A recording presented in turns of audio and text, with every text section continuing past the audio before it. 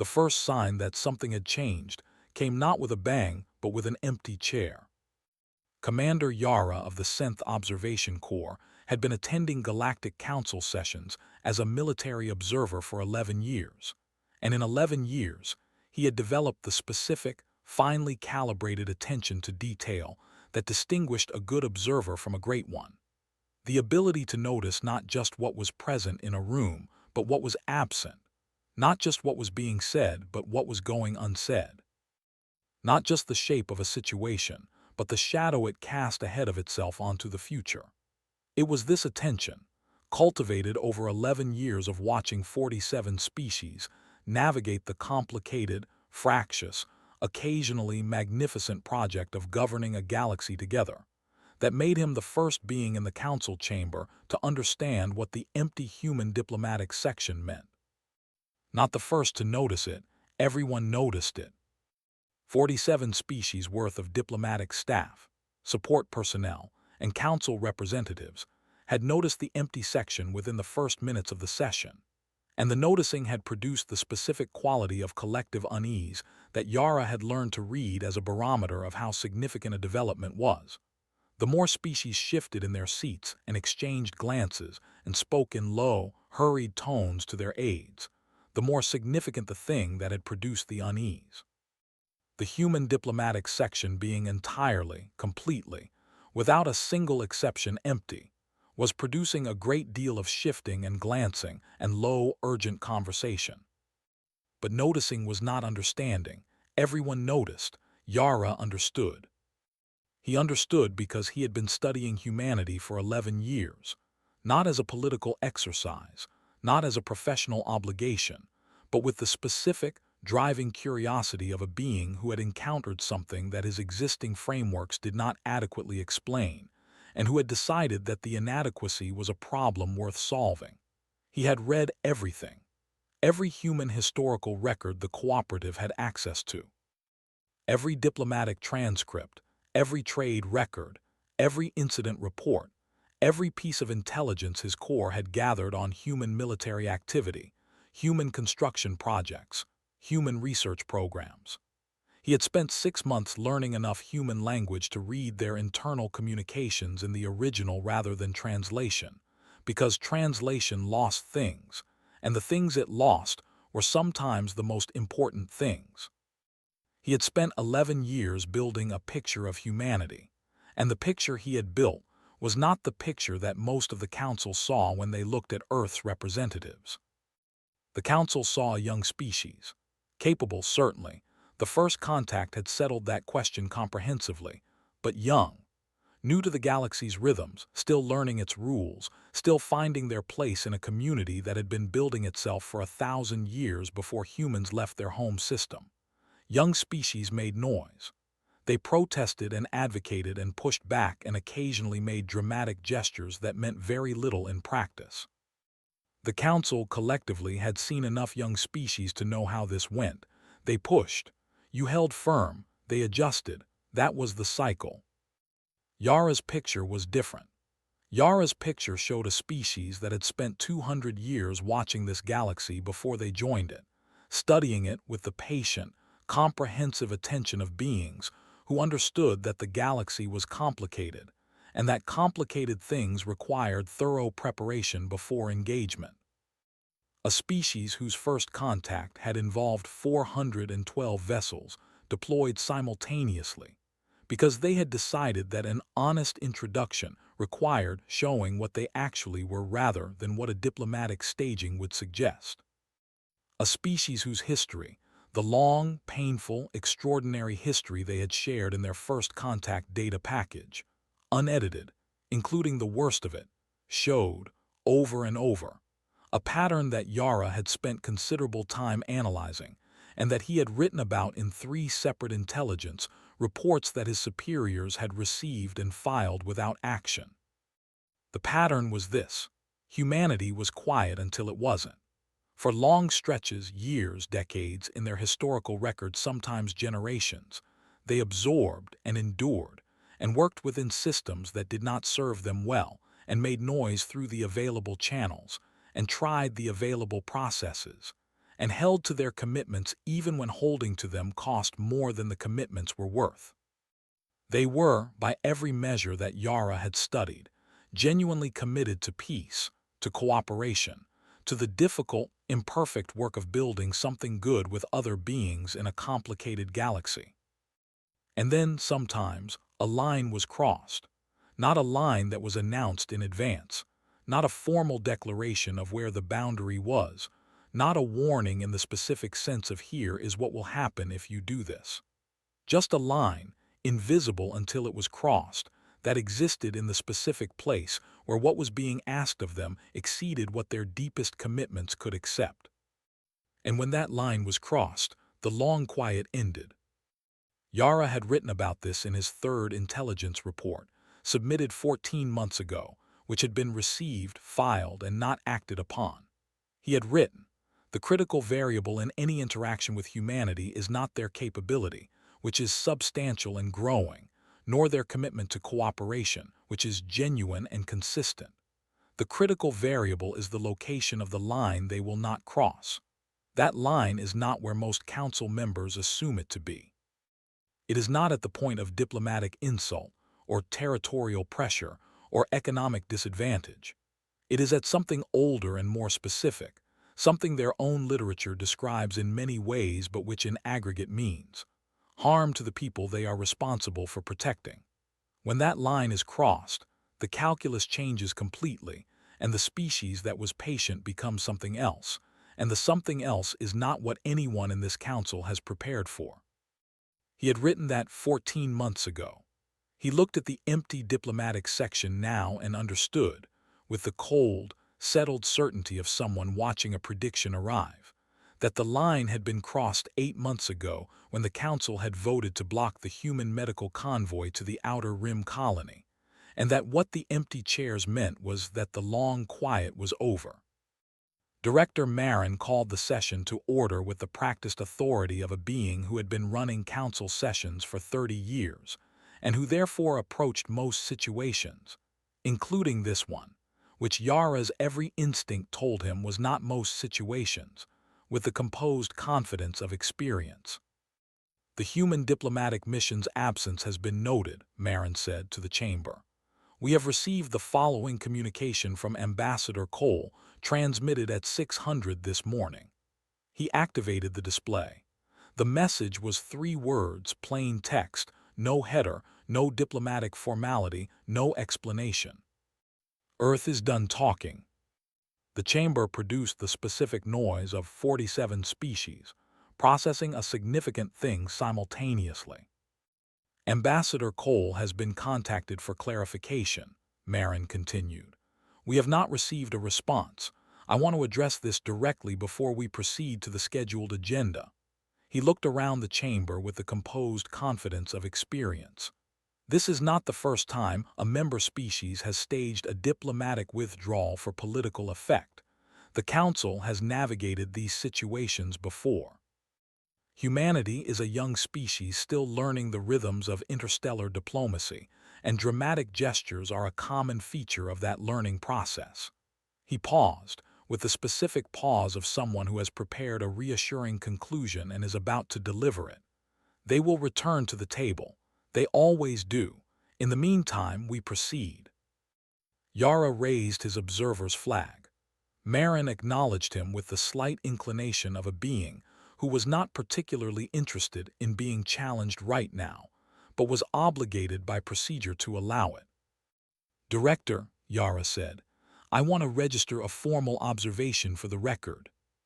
"Noted, Commander. Please be brief." "The human withdrawal is not a diplomatic gesture," Yara said. He said it plainly, without qualification, because plain and unqualified was the only way to say things that needed to be heard and usually weren't. "In 11 years of observing humanity, I have not once seen them make a move they did not intend to complete. They do not bluff. They do not stage. When they say something, they mean it precisely and completely." He looked at the empty chairs. "Earth is done talking" means Earth is done talking. I want the record to reflect that this observer believes we are looking at a significant threshold event, not a negotiating posture, and that the Council's response in the next 30 days will determine the shape of what follows. Marin looked at him with the expression of a being who had received a warning and had categorized it correctly as a warning, and was going to file it without changing course because the course was set, and changing it would be inconvenient. "Your observation is noted, Commander," he said. "We proceed." They proceeded. Yara sat in his observer's chair and looked at the empty human section and thought about 8 months ago, when the line had been crossed. 8 months ago, the Galactic Council had convened a special session on what the agenda had called unauthorized expansion in the Outer Rim territories. The human colonies in the Outer Rim had been growing, steadily, quietly, with the specific unspectacular momentum of a people who built things, and then built more things, and were not particularly interested in making announcements about it. They had established 17 new settlements in the Outer Rim in the preceding 3 years, and the settlements had been established in compliance with cooperative settlement protocols, and the beings who lived in them were living the specific, ordinary, enormous lives of people building something from nothing in a new place. The Council's concern was not, technically, about the settlements. The Council's concern was about what the settlements represented, about the pattern of human expansion, the pace of it, the direction of it, the specific trajectory that projected forward suggested a human presence in the Outer Rim that would, within a generation, be substantial enough to constitute a political reality that the Council would have to accommodate rather than manage.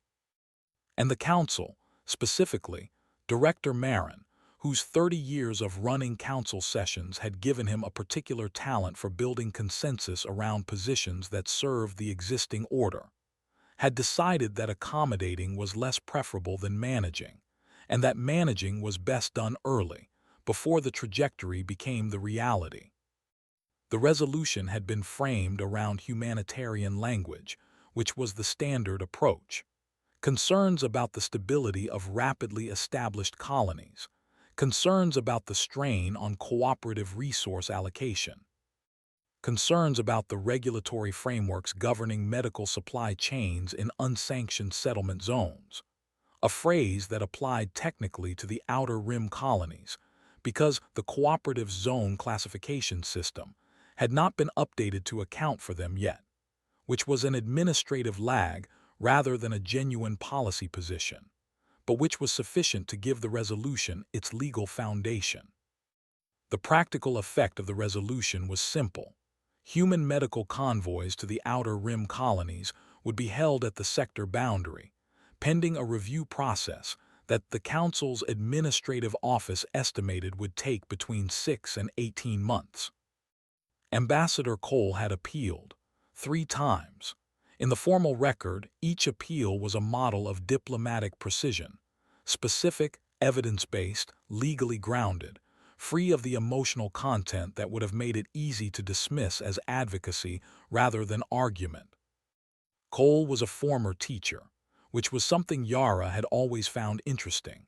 Not a diplomat by training, not a political operative, but a person who had spent his adult life in the specific, undervalued work of helping other people understand difficult things, and who brought to the Council's proceedings the specific, patient clarity of someone who knew how to explain something important to someone who did not want to hear it. The first appeal, the colonies in question had been established in full compliance with cooperative protocols, and the zone classification issue was an administrative matter that did not affect their legal status as protected settlements. The medical convoy hold put 2,200 people in immediate risk.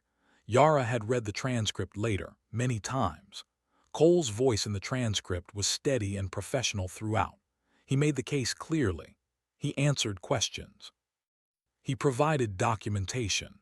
He did not, in the formal record of that session, give any indication of what Yara suspected, that this was not, for Cole, a professional matter only. The first appeal was denied. The second appeal, new data on the outbreak that had been reported at the largest Outer Rim colony, Kepler's Hope, 43 confirmed cases, medical projections suggesting the situation would deteriorate significantly without intervention within 30 days. Cole requested an emergency exemption for the medical convoy while the review process continued. He was calm. He was precise. He provided everything the council asked for. Yara had been in the chamber for that appeal, and he had watched Cole throughout, and what he had seen in the space between the composed diplomatic exterior and the eyes of the man inside it was something he had not been able to name precisely at the time, and that he had named later, reading about what had happened afterward. A father watching the clock run. The second appeal was denied. Marin had noted, for the record, that the outbreak data was concerning and that the council took humanitarian situations seriously, and that the review process would proceed as expeditiously as possible. The session had moved to the next agenda item. Marin had closed his file. The third appeal came 2 weeks later. By then the outbreak at Kepler's Hope had produced 112 cases and 6 deaths. Cole's documentation was comprehensive. His argument was airtight. His voice in the transcript was exactly what it had been in the first 2 appeals: steady, professional, precise. Yara had not been in the chamber for the third appeal. He had read the transcript afterward in his quarters late at night, alone. He had read it slowly, the way he read things that mattered, and at the end of it he had found the one sentence that was different. The one sentence in 3 appeals of carefully maintained diplomatic composure that was not composure. It was at the very end of the formal submission, after all the data and the legal argument and the precedent citations. A single sentence that had no business being in a diplomatic submission, and that Cole had apparently decided to include anyway, perhaps because he had stopped being able to maintain the distance between the diplomatic and the personal, or perhaps because he had decided that the distance was a lie he was no longer willing to tell. The sentence was, "My daughter is at Kepler's Hope." That was all. 4 words. Then the submission ended and the council voted, and the third appeal was denied, and Marin closed the file and moved to the next agenda item. 847 people died at Kepler's Hope over the following 6 weeks. The outbreak moved faster than the projections had anticipated, which was a thing that outbreaks did when the medical response was held at the sector boundary pending a review process. The cooperative medical teams were authorized to proceed when the review concluded, which happened 11 days after the last death at Kepler's Hope was recorded, because review processes moved at the pace of administrative processes, and administrative processes moved at the pace of organizations that were not currently dying. Sarah Cole was among the 847. She was a doctor. She had been at Kepler's Hope for 2 years, having gone there directly after completing her medical training, because she was the kind of person who went where the need was, which was, Yara had learned this later, when he had spent the weeks after the deaths building the complete picture he felt he owed to his understanding of what was happening, the kind of person her father had raised her to be. She had treated patients until she became one. Her records showed that she had continued treating patients after she became one. The last entry in her patient logs was made 11 hours before her death. It was administrative dosage adjustments for 3 patients, notes on 2 others. Professional, complete, precisely what a doctor did at the end of a shift. No mention of herself. No mention of her father. No mention of the convoy sitting at the sector boundary 40 light-years away. Yara had read her patient logs because he had read everything. He had built the complete picture because the complete picture was what his understanding of what was coming required. He had put it in his 3rd intelligence report, which had been filed and not acted upon. Cole had come to the council one more time after Kepler's Hope, not for an appeal. There was nothing left to appeal. He had come for a session of the Outer Rim Development Committee, at which he had presented a formal statement on behalf of the Earth diplomatic mission. The statement was 3 paragraphs. It documented the Kepler's Hope deaths and their cause. It documented the timeline of the 3 appeals and their denials. It documented the specific language of each denial and the reasoning given. It documented the gap between the conclusion of the review process and the last death, which was 11 days.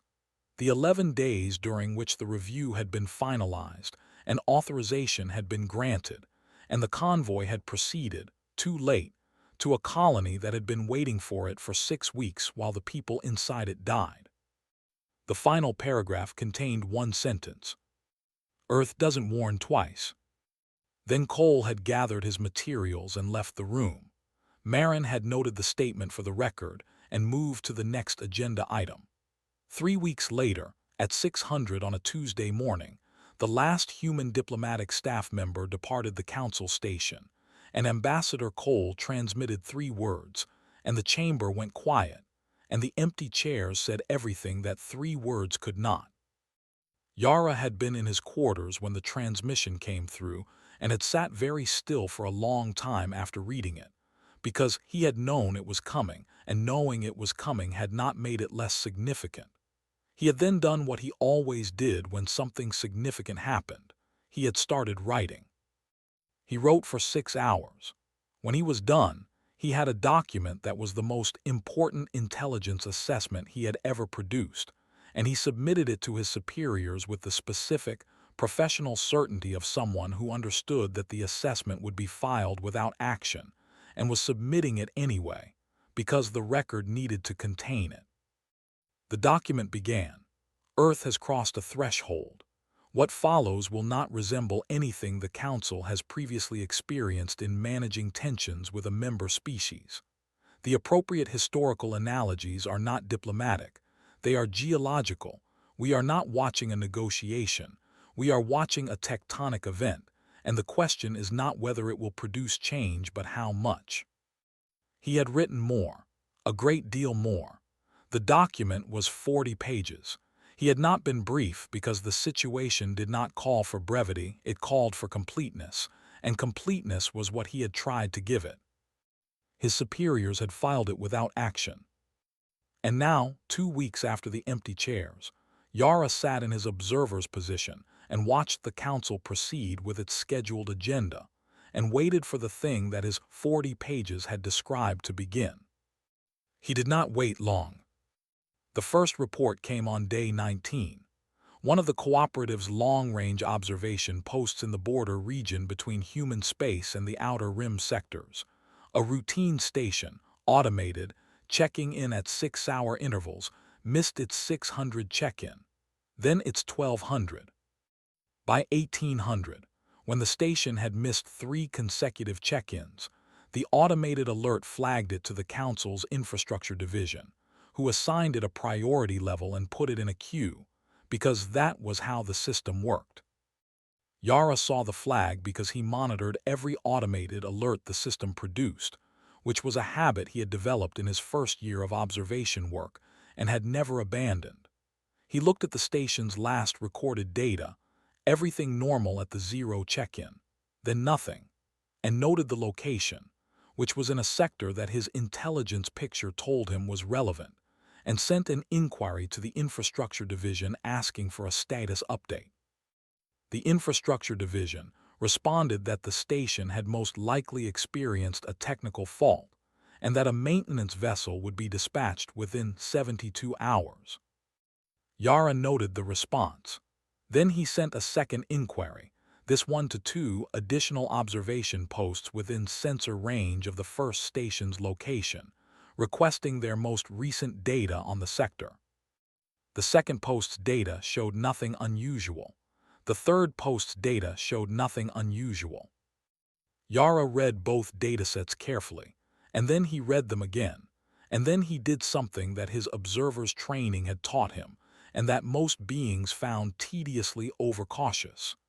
He ran a comparison analysis between the current data and the historical baseline for that sector's background readings, looking for variations in the specific energy signatures that standard sensors were calibrated to detect, and that therefore produced consistent baseline readings in areas where nothing significant was happening. The comparison took his console approximately 40 seconds to complete. The results showed a variation. Small, well within the margin that standard sensor interpretation marked as statistical noise. But Yara had been doing this for 11 years, and he had learned that the things most worth knowing were often hiding in what the standard interpretation marked as statistical noise, because standard interpretation was calibrated for what was expected, and the most significant things were frequently not what was expected. He ran the variation through a different analysis protocol, one he had developed himself over years, specifically for detecting the signatures of human construction activity, which had characteristics that differed from cooperative standard construction in ways that standard sensors systematically underread. The protocol took 4 minutes. The results showed a 93% confidence match for the specific energy signature produced by human deep space relay construction, the kind used for the emergency response network he had documented in his second intelligence report. Not one station's worth of signature. The analysis, run across the available data from both remaining posts, produced an estimate of between 30 and 50 distinct construction points within a region approximately 40 light-years across. Yara sat with this result for a long time. Then he wrote it up, with full methodology documentation, and submitted it to the Council's Intelligence Division with an urgent flag. The Intelligence Division's response came back in 3 hours. Assessment noted, further analysis pending, no immediate action required. He read the response, he filed it, he updated his own document. Then he went to his observation post's long-range display and looked at the sector in question, and thought about what 30 to 50 construction points in 40 light-years meant, and about how long it would take to build 30 to 50 construction points simultaneously, without producing the kind of energy signature that standard sensors would detect as construction activity, and about what kind of organization deployed that kind of operational security as a matter of course. He thought about the 8 months that had passed since the empty chairs. 8 months of silence from Earth, no communications, no trade requests, no diplomatic outreach, no response to any of the 17 attempted contacts the Council had made through various channels.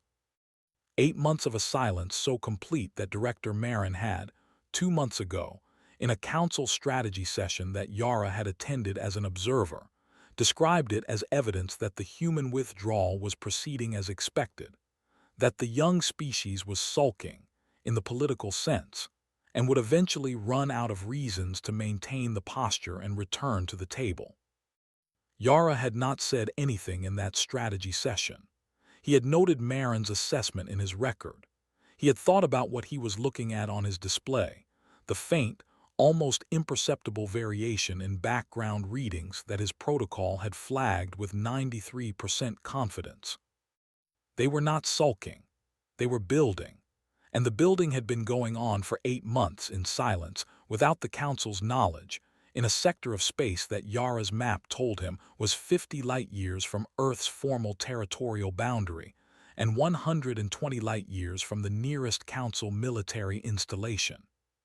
He thought about the sentence at the end of Cole's third appeal.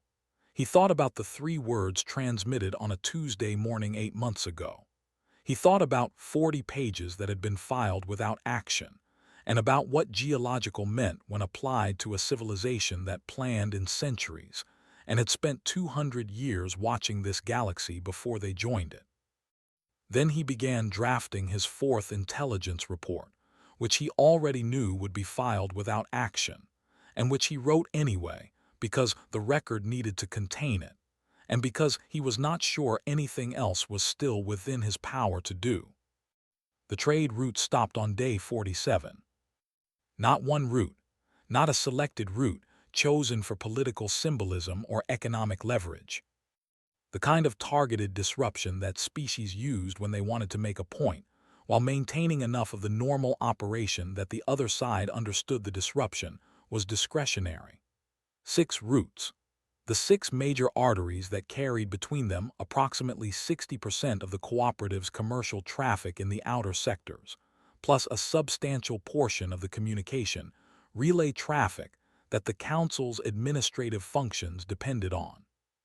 6 routes, simultaneously, at 400 Cooperative Standard Time on a Thursday morning, as though the timing had been chosen specifically for the point of the cycle when the traffic was at its most dense, and the disruption would therefore be most immediately visible.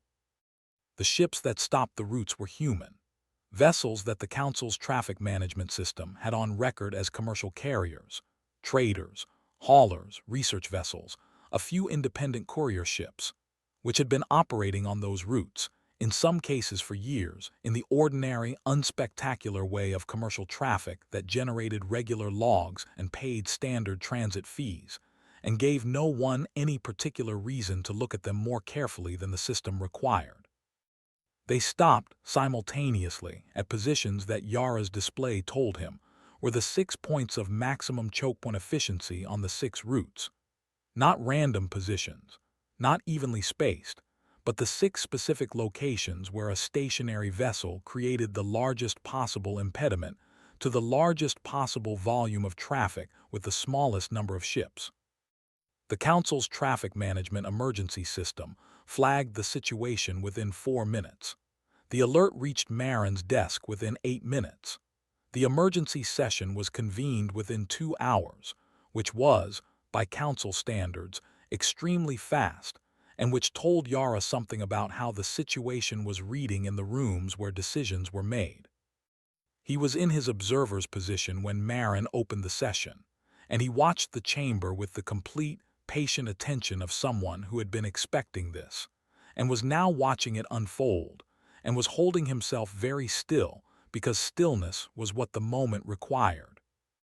6 major transit routes have been disrupted by human commercial vessels, Marin said.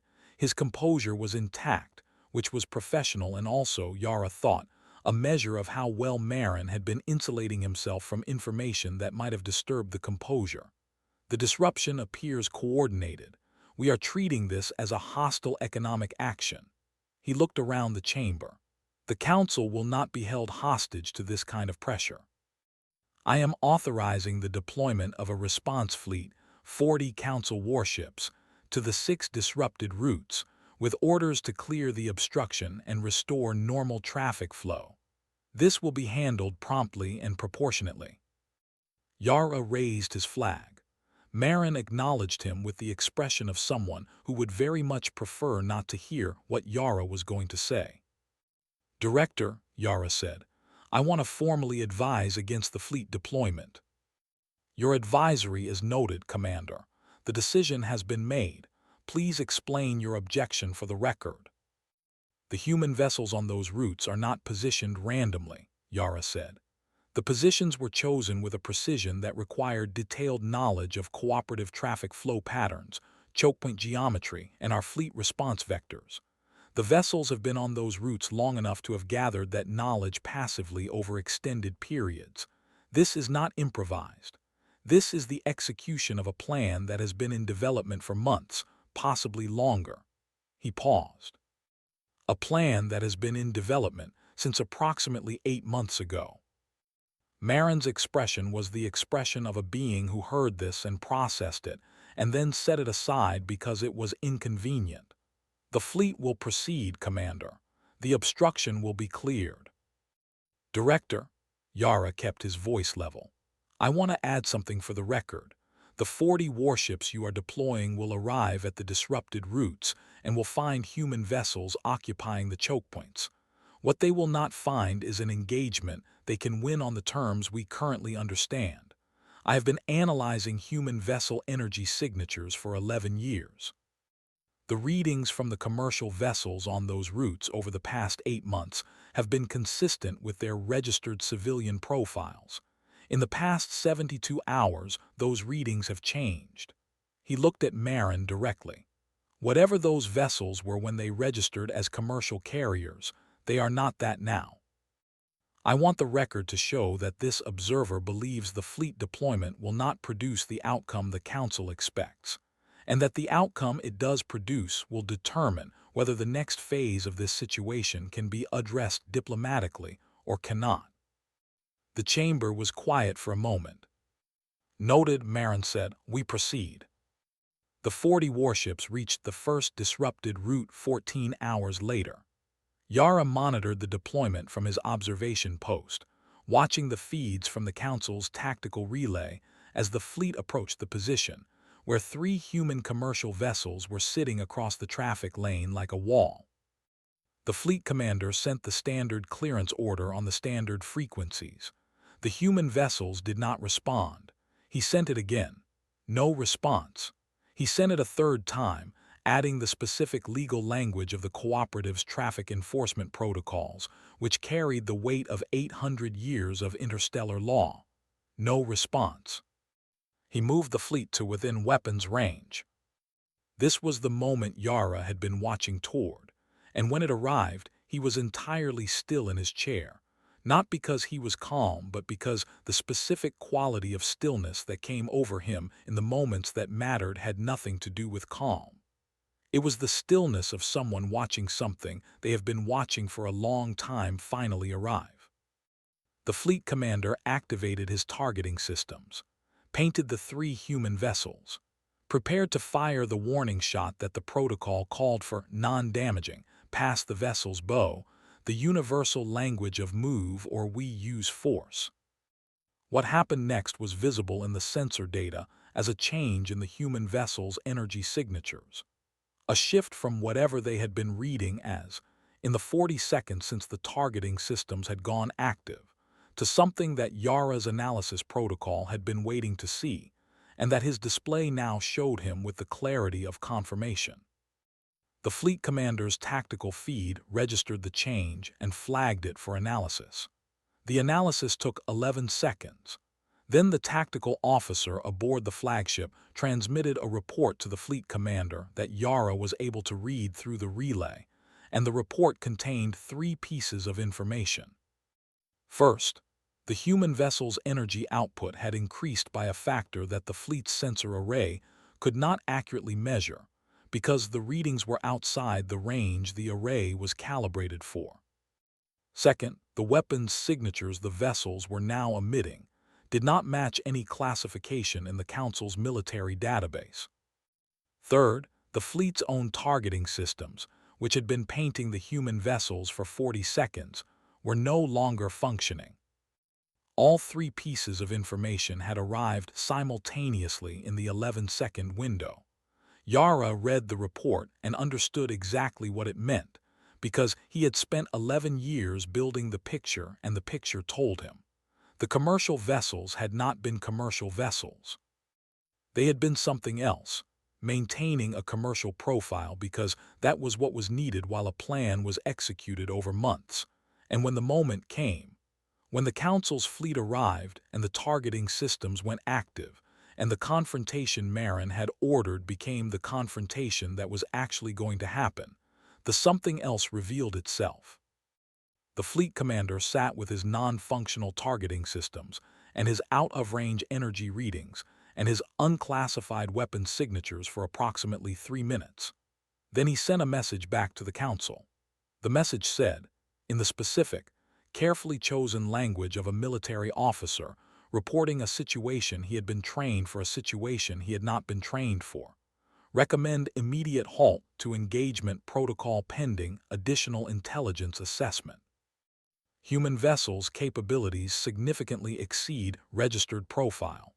No path to favorable engagement outcome identified. Marin received this report in emergency session, and Yara watched him receive it and watched the composure hold, because 30 years of running council sessions had given Marin a composure that was structural, built into the way he processed information. Not a surface quality that situations could strip away easily. Pull the fleet back, Marin said. This is a provocation. They want us to fire first. We won't give them that. He looked around the chamber. We will re-engage diplomatically. We will reopen the channel to Earth and make clear that this kind of unilateral action is unacceptable and will not produce the outcome they are seeking. He paused. Commander Yara, your assessment of the diplomatic approach. Yara looked at him.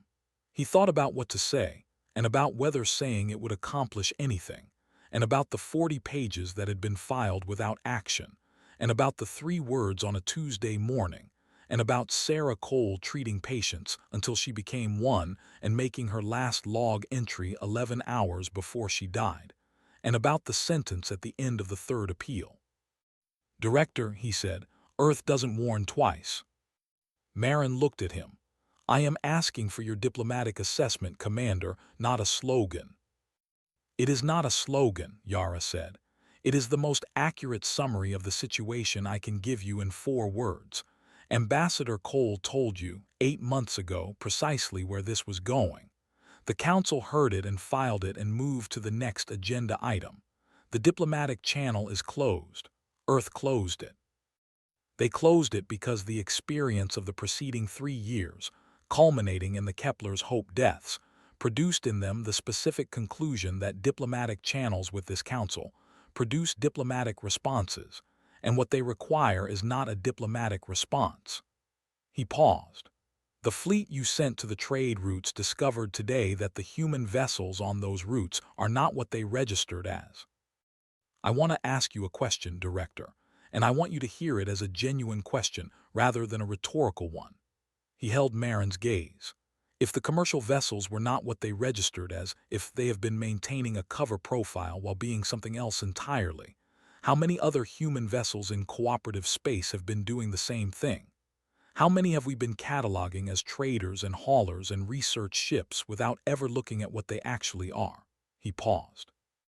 "And if the answer to that question is significant, and my assessment is that it is, then the question that follows is, what was the 8 months of silence actually for?" The chamber was very quiet. Marin said, "What are you suggesting?"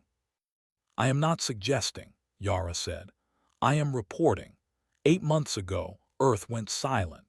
In that silence, based on my analysis of the observation post data from sector border regions, they built a construction network of between 30 and 50 stations in a 40 light-year radius.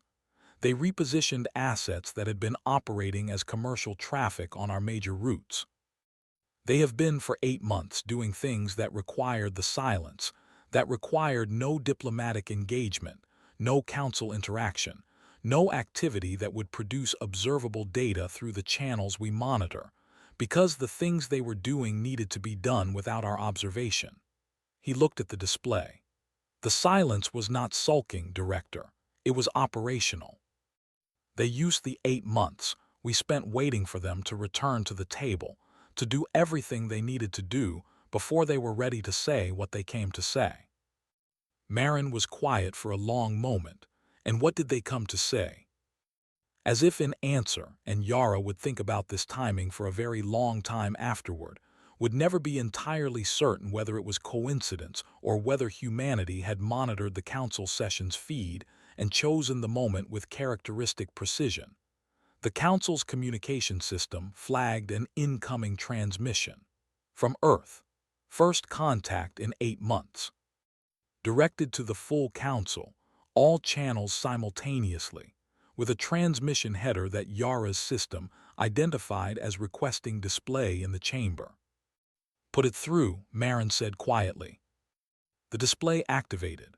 The face that appeared was Cole's, older than Yara remembered from the council sessions, carrying 8 months of something that age alone did not account for, but composed and direct, and carrying the specific quality that Yara had always found in Cole's face.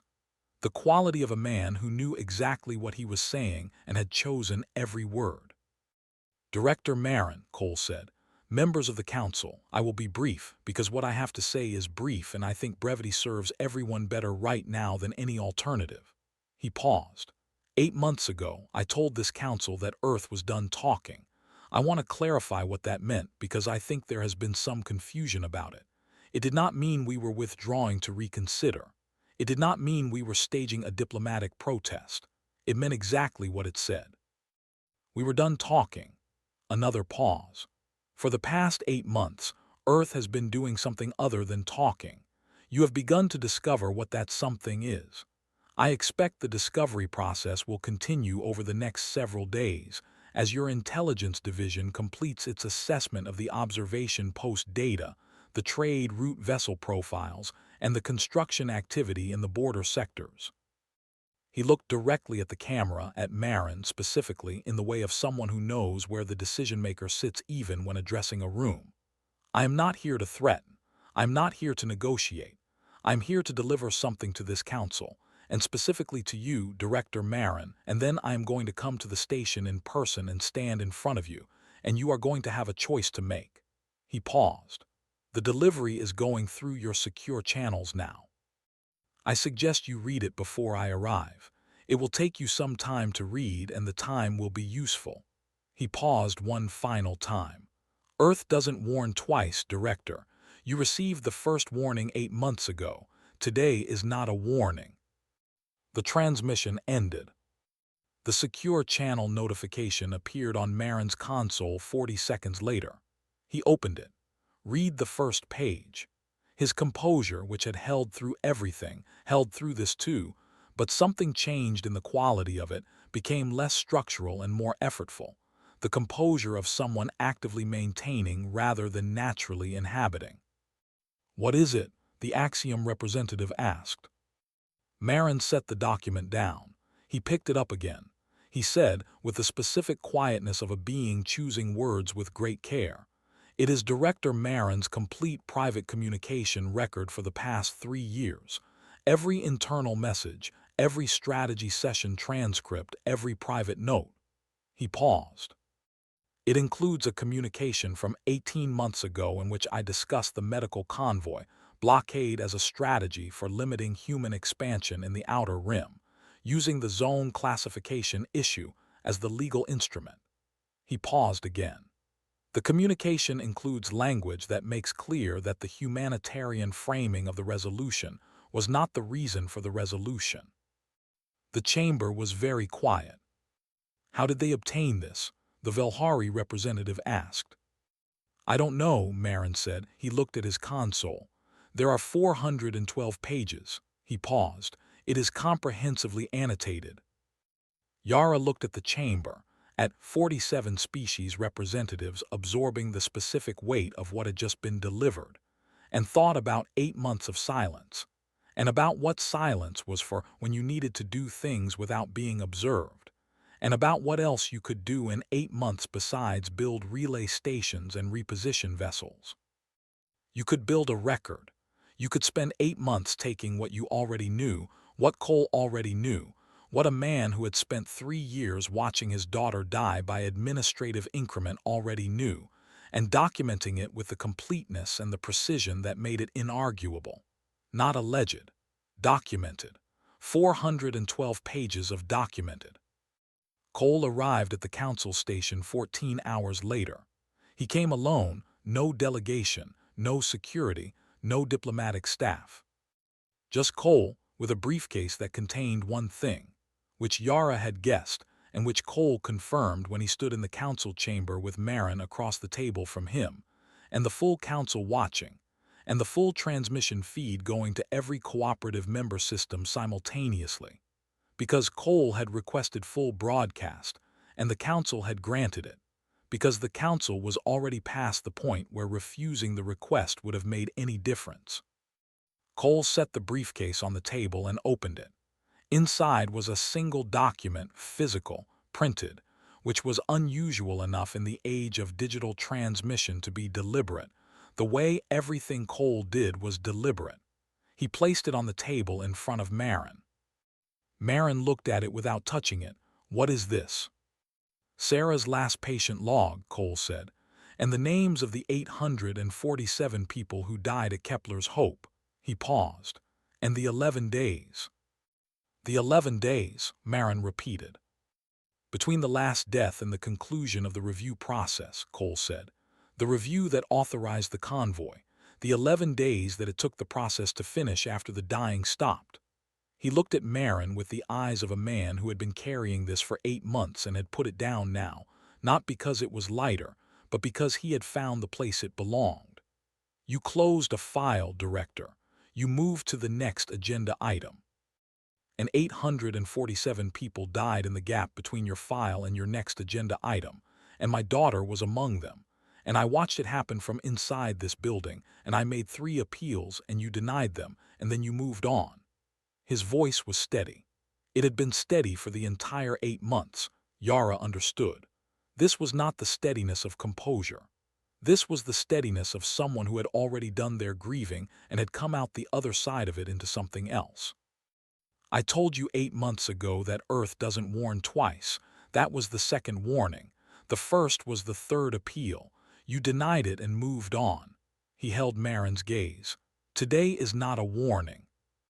The Council's own security team moved at that moment, not at Cole's instruction, not at Earth's, but because the 412 pages had been read by enough Council members in the preceding 14 hours to produce the specific institutional momentum of an organization that has realized it has been moving in a direction it cannot defend and is attempting to correct before the correction is forced from outside. They moved calmly, professionally, because they were professional security personnel doing a job that the evidence had made their job to do. Marin looked at them as they approached. He looked at the document on the table in front of him, Sarah's last patient log, 847 names, 11 days. He looked at Cole. "Ambassador Cole," he said. He stopped, started again. "There are things I could say about the intent behind the blockade resolution, the context, the political pressures, he stopped again. They would all be true in their way, and none of them would be sufficient." He was quiet for a moment. "I know that." Cole said nothing. He did not need to. He had said what he came to say, and it was on the table, and the Council had read the 412 pages, and the security team was doing its job, and 847 names were in the record where they belonged. Yara watched the security team complete their work, and watched Cole close the empty briefcase, and watched the chamber process what it had witnessed, and thought about a sentence at the end of a third appeal, and about 3 words on a Tuesday morning, and about 8 months of silence that had been the most productive 8 months in this building's history, and about what it meant that the most powerful action Earth had taken was not the fleet, not the trade route disruption, not the technology that had made 40 Council warships retreat without firing a shot. It was the 412 pages. It was the documentation. It was the specific, patient, comprehensive work of building a record so complete and so incontrovertible that the Council's own system, reading it, had done what systems did when the evidence was sufficient. Earth had not come with anger. It had come with proof. And proof, Yara had always believed, was the most powerful thing in the galaxy. The trade routes reopened within 72 hours because the beings who had been on them, the vessels that were not what they had registered as, received a signal from somewhere, through a channel Yara could not identify, and moved. Not because they were ordered to by the Council, because they were done. The medical convoys moved within 48 hours of that.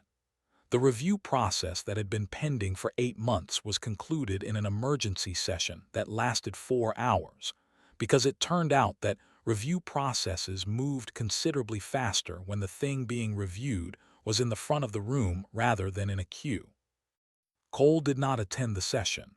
Cole had left the Council station the same day he arrived, returning through the same channel he had come through, which was to say quietly, without announcement, without delegation. He was gone before the emergency session convened. He went to Kepler's Hope. Yara knew this because he monitored everything, and because Cole's transit was in the records, and because he understood where Cole would go when the work in the Council chamber was done. He tracked the transit without acting on it, because tracking was his function and acting on it was not what this moment required of him. Cole landed at Kepler's Hope on a morning that the colony's atmospheric records showed was clear, with the specific quality of light that came through a sky with 2 small moons in the early hours. He went to the memorial, which the surviving colonists had built in the months after the outbreak, a simple thing of local stone in the colony's central square, with 847 names carved into its face in the small, precise lettering that made legibility possible without making the names small. He found Sarah's name. He sat beside it in the morning light, on the low step at the memorial's base that the colonists had added, because they understood that people would come and would need a place to sit, and would not want to be standing when they sat with it. He sat for a long time. He did not speak. The colony went about its morning around him, people moving through the square on the ordinary business of a day, respectful of the space without making the space isolated. The memorial was part of the colony's daily life, as memorials were in communities that had been through something and had decided not to look away from it.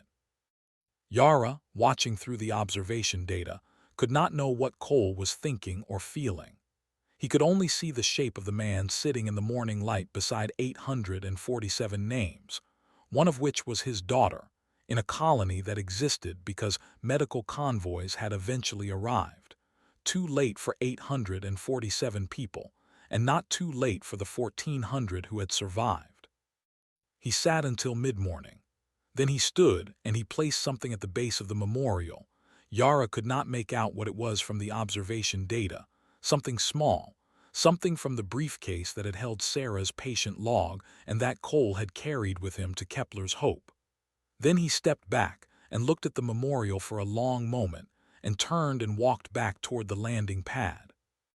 Above the colony, in the clear morning sky, the shape of Earth fleet vessels was visible in orbit, not hovering, not demonstrating presence, simply there, the way that things which had always been planned to be there eventually were.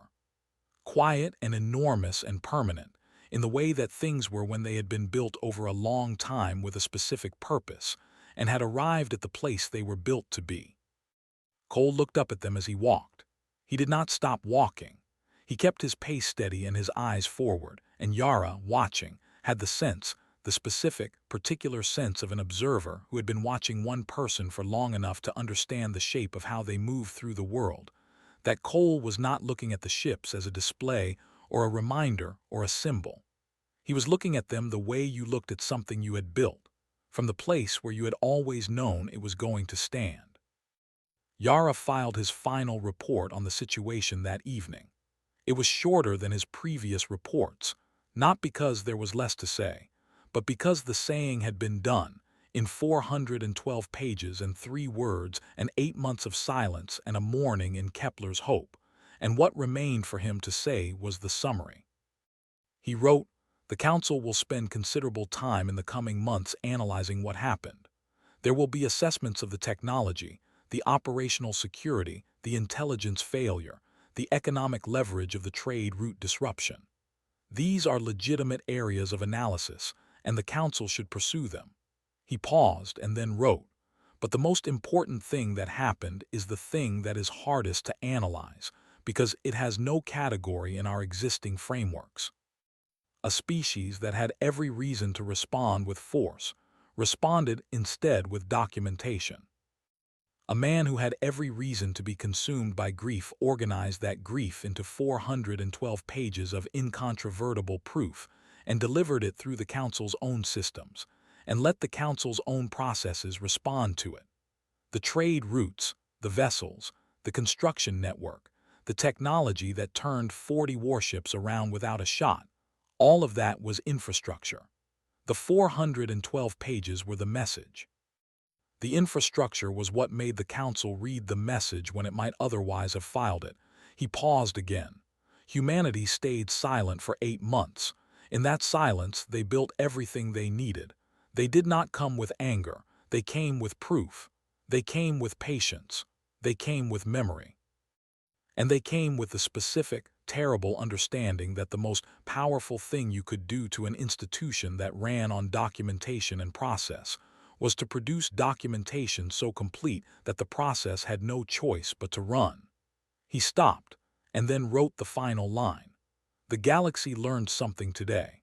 I hope it learned it completely enough that learning it again will not be necessary." He submitted the report. He sat in his observer's chair for a long time afterward, in the quiet of the observation post, looking at the display that showed Kepler's Hope and the ships in orbit, and the colony going about the business of an afternoon. Then he looked at the display that showed the Council chamber. Empty now, the session over. The chamber quiet in the way of rooms where significant things had happened, and the happening was complete, and what remained was whatever came next. And he looked at the third display, the one that showed the border sectors, where 30 to 50 construction points had produced the energy signatures his protocol had detected 8 months ago, and which the Council's intelligence division was now, finally, assessing. They would find the relay stations. They would find the network. They would find the full scope of what 8 months of productive silence had built. And somewhere in the record, in his 40 pages, and in Cole's 412 pages, and in the 847 names on a memorial in a colony square on Kepler's Hope, the thing that had produced all of it would be there too. The 3 warnings Cole had sent and Marin had denied, the file that had been closed and the meeting that had moved to the next agenda item. The sentence at the end of the third appeal that was not diplomatic language, and was not supposed to be, and was the most important sentence in 400 pages of otherwise precise legal argument. My daughter is at Kepler's Hope. That was where it had started, in a chamber where a man had run out of distance between the professional and the personal, and had let 4 words into the record, and had known when he put them there that they would not change the vote, and had put them there anyway because some things needed to be in the record whether or not the record was being read. The record had been read, 8 months later, in the most comprehensive and incontrovertible way that Earth's capabilities had allowed. The record had been read by everyone who needed to read it. Yara turned off his display. He sat in the dark of the observation post for a moment. Then he turned the display back on, because the work did not stop when the moment ended, and there was always more to observe, and the record always needed someone to keep it. Somewhere in the galaxy, Earth was quiet again. Building something, or watching something, or simply being present in the patient, comprehensive way of a species that had decided 200 years before they joined this conversation that they were going to understand it completely before they spoke, and that had brought that decision with them into every room they had ever occupied, and that had proven today, in 412 pages and 8 months of silence and a morning in Kepler's Hope, that the decision had been right. Earth doesn't warn twice. They hadn't. They had warned once, clearly, in the third appeal, in 4 words at the end of a legal document that the Council had received and filed. They had warned a second time, in 3 words on a Tuesday morning that the Council had received and categorized as a posture. And then they had stopped warning, because they had said it was done talking and they had meant it, and what they did when they were done talking was exactly what they had done. They had remembered, they had built, they had documented, and when the time was right, they had delivered the record to the people who needed to read it, and let the record do what records did when they were complete. The galaxy was quieter for it. Not because Earth had won something. Winning was not the frame that fit this, as Yara understood it, but because 47 species had sat in a chamber and read 412 pages, and understood something about the species that had delivered them, something that all the briefings and intelligence reports and diplomatic transcripts had been building toward, and that could only be fully understood when it was in front of you, complete and incontrovertible. Humanity remembered, humanity built, humanity documented, and humanity did not warn twice, and when it said it was done talking, it was done talking, and what it did in the silence was the thing that talking could never have accomplished.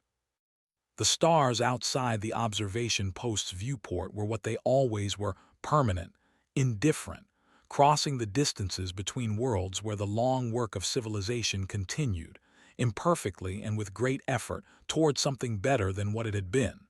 In the Kepler's Hope system, the fleet held its orbit. In the council chamber, the record was complete. In a colony square on a world with red soil and clear mornings, 847 names were carved in stone, and the living went about their days around them, and the light came through the sky, and the memorial stood in it and would stand in it, for as long as the colony stood. Some things needed to be in the record.